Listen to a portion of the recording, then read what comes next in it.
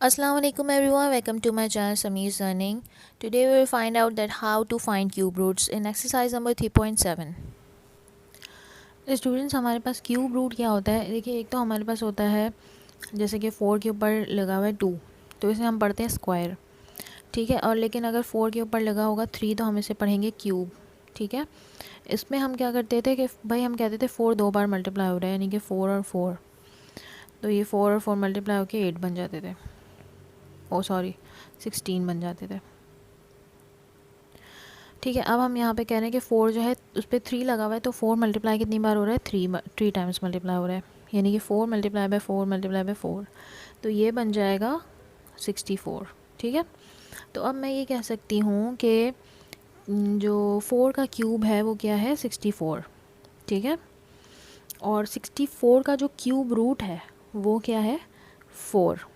64 का cube root कैसे? कि अगर मैं कहूँ कि ये जो है क्यूब रूट लगा दें, ये रूट है और ये क्यूब रूट है, ठीक है। जब ऐसे खाली लगा होगा ना तो वो क्यूब रूट होगा, और जब उस पर छोटा सा 3 लगा देंगे तो वो क्यूब रूट बन जाएगा।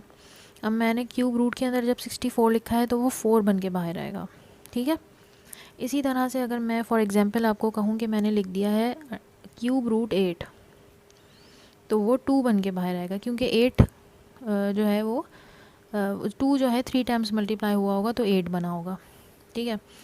इसी तरह से अगर मैं सिमिलरली आपको लिख के बताऊं कि यहाँ पे क्यूब रूट 27 है, तो ये 3 बन के बाहर आएगा, क्योंकि जब 3 को आप 3 टाइम्स मल्टीप्लाई करेंगे तो वो बनेगा 27। तो आई होप कि आपको क्लियर हुआ होगा कि क्यूब रूट क्या चीज़ है। तो फॉर एग्ज़ाम्पल हमारे पास जो है एग्जाम्पल के तौर पे क्वेश्चन दिया गया हो 216, अच्छा ये 3.7 का क्वेश्चन नंबर 1 है।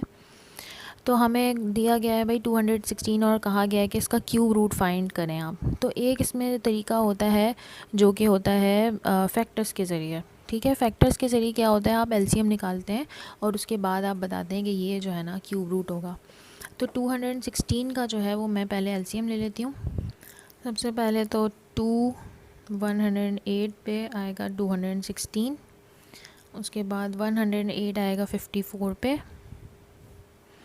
अच्छा, मैं डायरेक्टली एलसीएम ले रही हूँ, मैं अब वो नहीं करी कि बताऊँ कि किस तरह आया है। 227 पे आएगा, क्योंकि एलसीएम लेना स्टूडेंट्स हम बहुत बार सीख चुके हैं। अब जो है 27 आ गया है, तो 27 जो है वो 2 के टेबल में नहीं आएगा, ये आएगा 3 के टेबल में। तो 3 के टेबल में आएगा 3 9 ज़ा 27, 3 3 ज़ा 9, 3 1 ज़ा 3। यहाँ पे हमारा एलसीएम ख़त्म हो गया। अब यहाँ पे आप देखिए कि यहाँ पे हमारे पास कितने पेयर्स बने? 2 के 3 पेयर बने और 3 के भी 3 पेयर बने। देखिए, जब 2 के 3 पेयर्स बने और 3 के भी 3 पेयर्स बने, तो हम क्या कर सकते हैं कि लिखेंगे यहाँ पे सिंस 216 बराबर है। देखिए, मैं ऐसे इस तरह लिख सकती हूँ कि 2 की पावर 3 मल्टीप्लाई बाय 3 की पावर 3, ठीक है, क्योंकि 2 जो है वो 3 टाइम है और 3 भी 3 टाइम है, ठीक है। तो ऐसे मैंने लिख दिया। उसके बाद मैं लिखूँगी देयरफॉर अगर हम क्यूब रूट लगा दें 216 के ऊपर, तो वो कैसे बाहर आ जाएगा भाई? क्यूब रूट लगेगा, ये 2 क्यूब अंदर जाएगा मल्टीप्लाई बाय 3 क्यूब अंदर चला जाएगा। ये 2 क्यूब जो है क्यूब रूट में से एक ही क्यूब 2 बाहर आएगा ना, और ये 3 भी एक ही बाहर आएगा, क्योंकि तो क्यूब रूट है और ये दोनों 3 3 है, तो इसमें 3 का पेयर बनता है। जैसे 2 में जो स्क्वायर करते थे उसमें 2 का जो होता था उस पर बार लगा देते थे, हम यहाँ पे जो 3 चीज़ होगी उस पर बार लगाएंगे और वो एक बन के बाहर आ जाएगा, ठीक है। अच्छा सॉरी, यहाँ पे नहीं है, ये मैंने गलत लगा दिया। जब ये बाहर आ गया तो ये क्यूब रूट ख़त्म हो गया, तो 2 3 सा क्या बन गया? 6। तो ये हमारा आंसर बन गया, यानी कि आप जब 6 को 3 टाइम्स मल्टीप्लाई करोगे तो वो 216 बन जाएगा। ओके, क्वेश्चन नंबर 2 जो है वो है 512। तो मैं सबसे पहले 512 का एलसीएम ले लेती हूँ। ये भी 2 के टेबल से करना आप स्टार्ट करेंगे, सबसे छोटे टेबल से ही स्टार्ट करेंगे सबसे पहले। देखिए 256 पे आएगा 512, उसके बाद 128 पे आएगा 256। कैसे? 2 1 से 2, ये 5 है, 2 2 जो 4, इसमें से 4 गया, ये 1 इसने इसको दे दिया, ये 16 बन गया, 2 8 16। इस तरह से ये सॉल्व हो रहा है। अब ये 128 है तो 2 6 12 और 2 4 8, 64, ठीक है।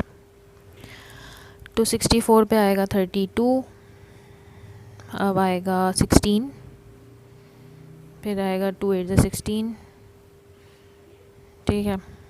फिर आएगा 2 4 8, फिर आएगा 2 2 4, फिर आ जाएगा 2 1 2।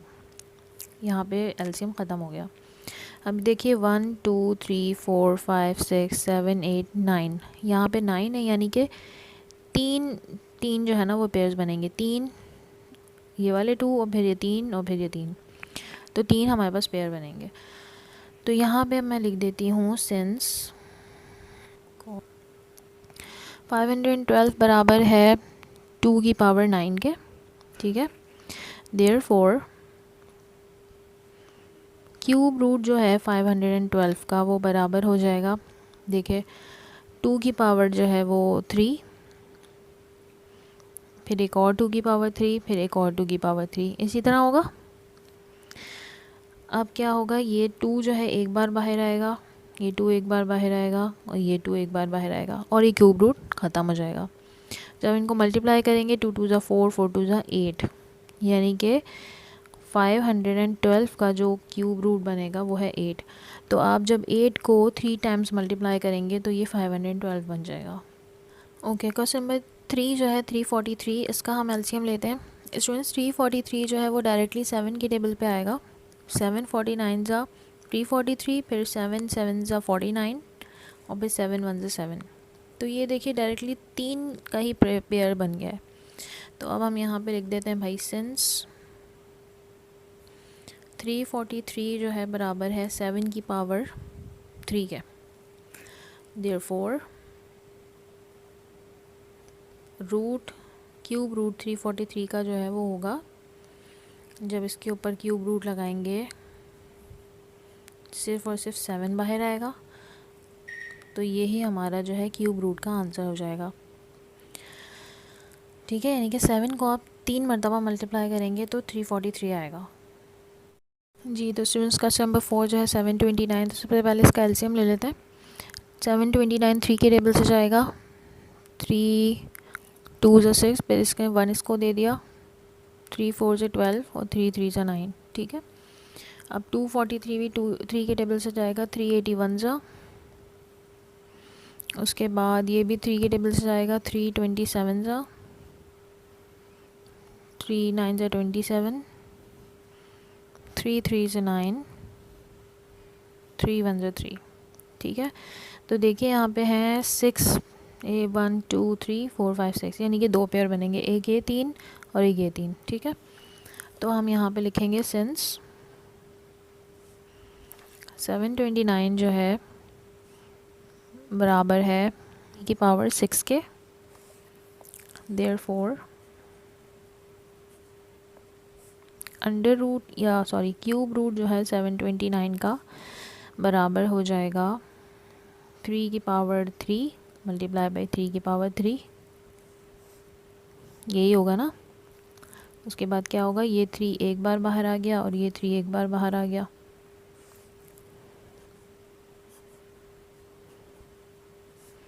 थ्री 3 से 9, ये हो गया 729।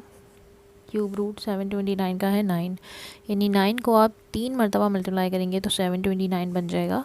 ये बन गया हमारा आंसर। नेक्स्ट है स्टूडेंट्स 1000, तो 1000 का सबसे पहले एलसीएम लेते हैं। 2 की टेबल से लेना स्टार्ट करें।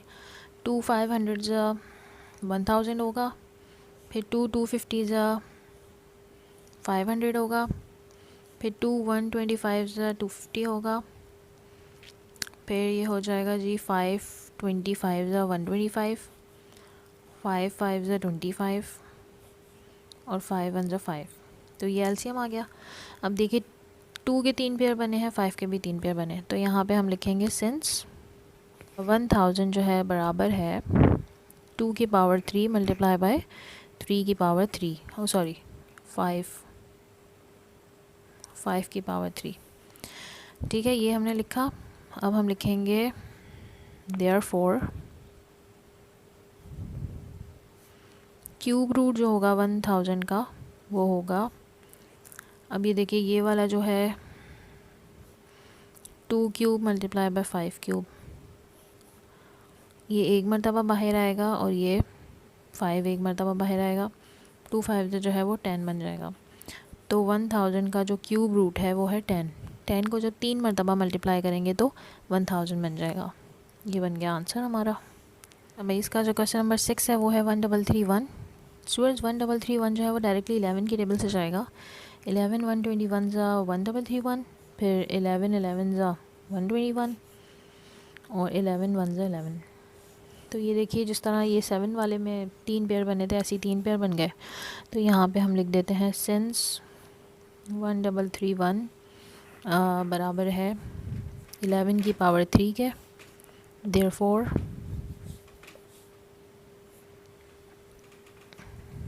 क्यूब रूट जो होगा 1331 का वो बराबर होगा 11 की पावर 3, और ये फिर एक इस तरह बाहर निकल आएगा, ये 1331। ये हो गया हमारा आंसर। अगर मेरा कंटेंट आपके लिए थोड़ा सा भी हेल्पफुल था तो चैनल को ज़रूर सब्सक्राइब कीजिएगा। अल्लाह हाफ़िज़।